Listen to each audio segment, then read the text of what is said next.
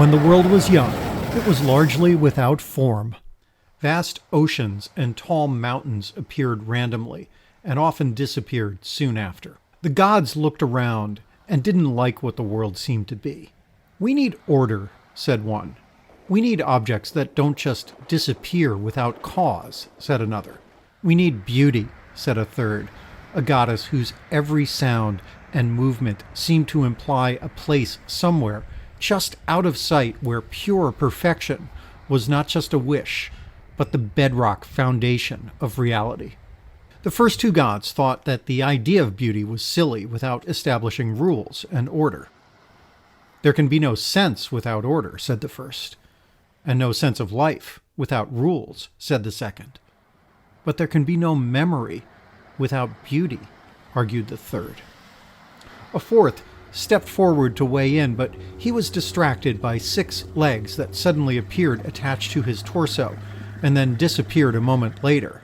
So in the end, he said nothing. The gods reached a compromise. They promised the goddess that she could introduce beauty as soon as they decided on the rules and the order of the world.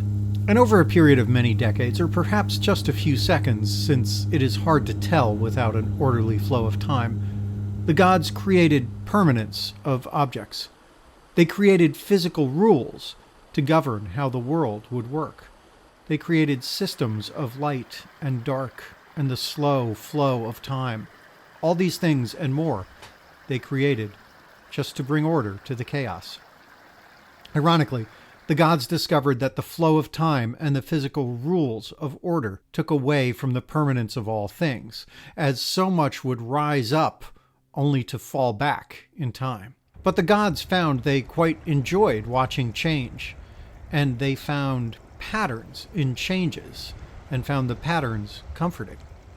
In time, mountains rise and fall. Great rivers flow through valleys and create canyons. Humans and animals live, love, and die in ways that change everything and make profound differences. This, declared the gods, was good. This was how things should be. And throughout this process, the goddess who had been third to speak amidst the chaos watched and waited patiently. Finally, when there seemed to be order in the world and permanence in the world's elements, subject of course to the flow of time and natural erosion, the stage seemed set for beauty. But the other gods forgot their promise. They could not understand why beauty was necessary and did not think humans or gods required it. The goddess accepted this proclamation and left. Making her way through a valley, this goddess stopped to watch waves move across the oceans. She stopped to see the gentle way mother bears cared for their young. She invented many things, such as the act of looking up at the stars with wonder and the appreciation you get after inhaling the scent just before or after spring rains.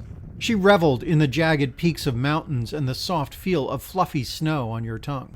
She wandered for many years, leaving wonder and beauty in her wake.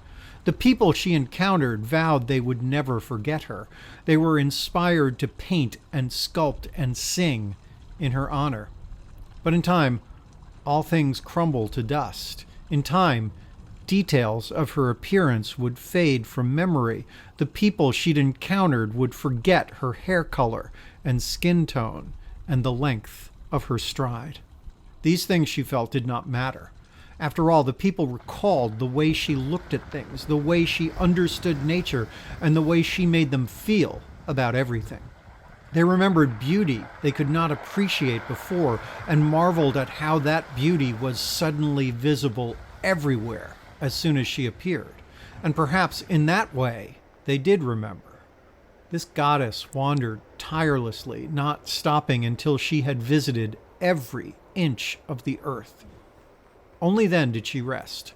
Only then did she look back. Only then was she aware of what she had done. She realized she had failed in her goal to bring beauty to the world.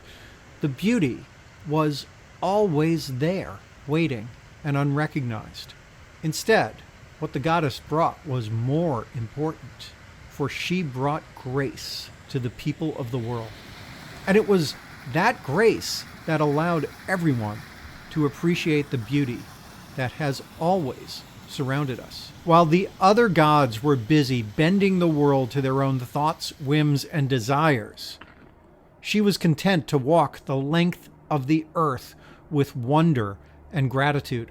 And when this goddess was very old and had reached the end of her natural life, she told the other gods and any human who would listen that it is never necessary to import beauty into our world. All we must do is summon grace, and she will make visible in an instant the beauty that is already here, somewhere, just out of sight, pure and perfect.